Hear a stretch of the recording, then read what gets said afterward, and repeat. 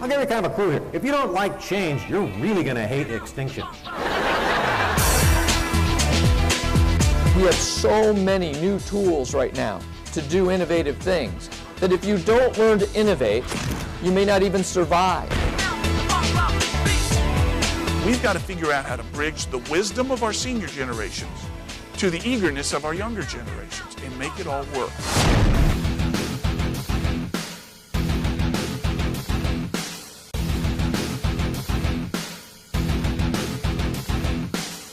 I'm in a meeting with the president of United Cargo, and United, as you probably know, merged with Continental, and they're trying to figure out the cargo situation. Okay. And then the senior vice president of sales of cargo comes in, and then a vice president of the cargo.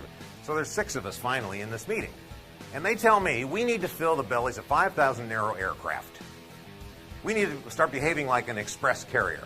So I say, in my naivety, what do you have? Why would you have to do that?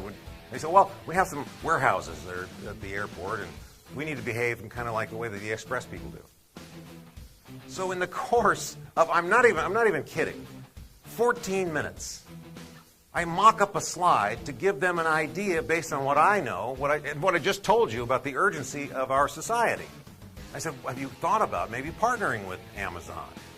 Maybe get some of their hottest items, put them in your warehouses so that you can same-day ship them to all the little cities you go to and fill up the bellies of those planes.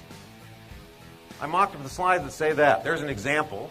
And hey, put the United logo there. And you need it way faster? For an extra $39, we'll ship it. They took that idea. They said, this is $1 billion idea. If we just ship one more pet a day on each of our flights, we make $1 billion. The 6 people vacated the premises immediately, and before I left the meeting, they had already contacted eBay and Amazon. Will I get a taste of that? No.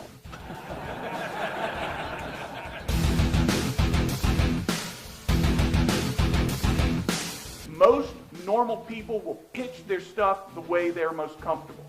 What does that mean? If I'm a baby boomer, I'm going to tell you the story. And I'm going to work the can or the label to somewhat tell the story of how we've been around and heritage and legacy, etc. And this builds credibility with those baby boomer consumers. But if I'm looking down the road, and I know the next generation, the millennials, who number about 85 million people in this nation, and the Hispanic millennials, and the Asian American millennials, subgroups within this thing, fit this category here, then your story is less relevant to them. What they want to know is, what's going to happen to me? How's this going to make me better?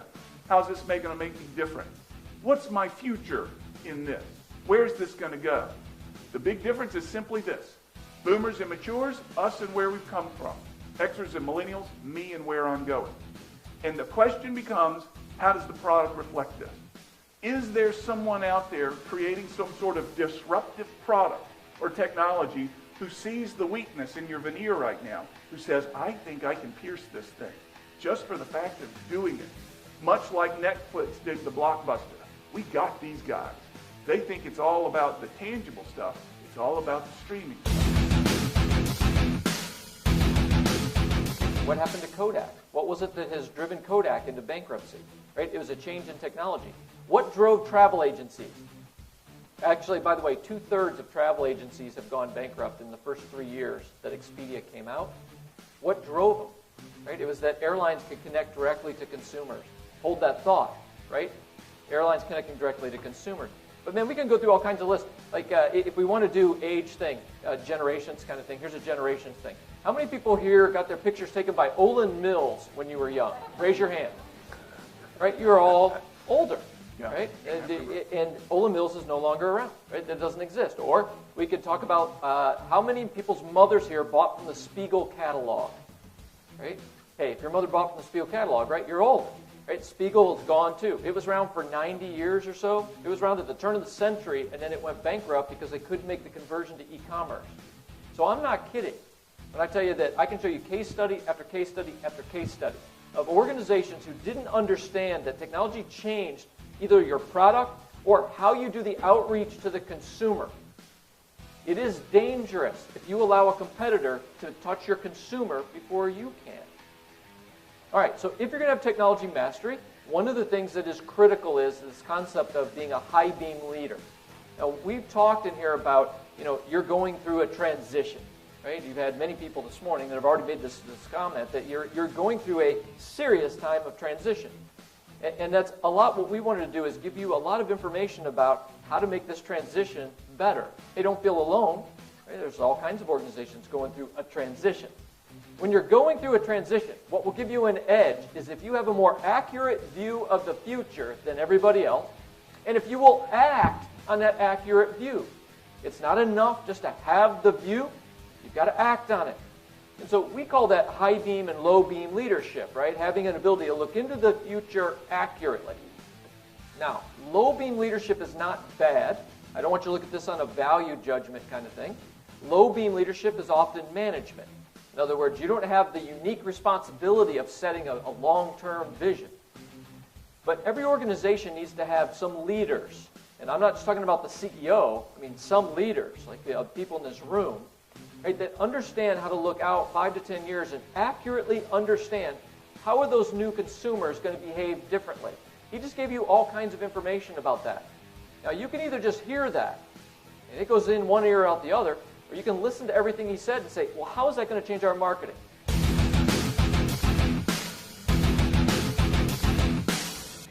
In the products that they buy, don't they have to this generation, mean something to the world?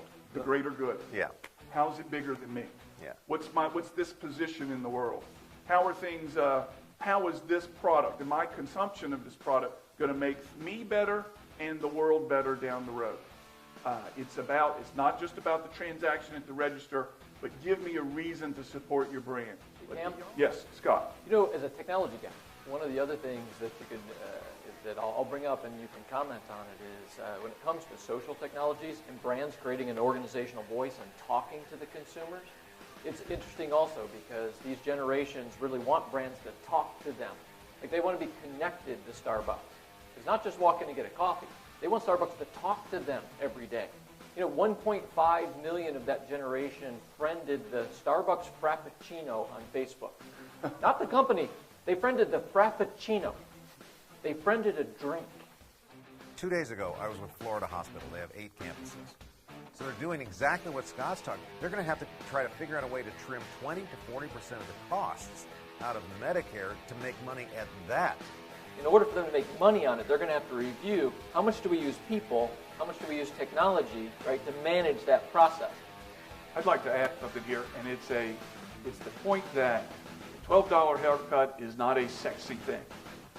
However, they have used... Mine's not. No, we all agree. Thank you. I've never had a haircut.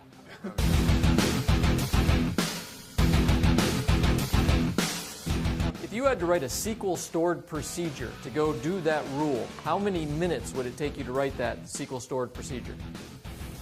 You have to work? Yeah. Yeah, it's got to work. It's got to work. You describe yourself as a baby boomer, a Generation Xer, or a millennial as a company? M-A-I-L, chimp, not M-A-L-E, chimp. Yeah, if you go to mail M-A-L-E chimp, you'll find things that are... Exactly. I'm just trying to make sure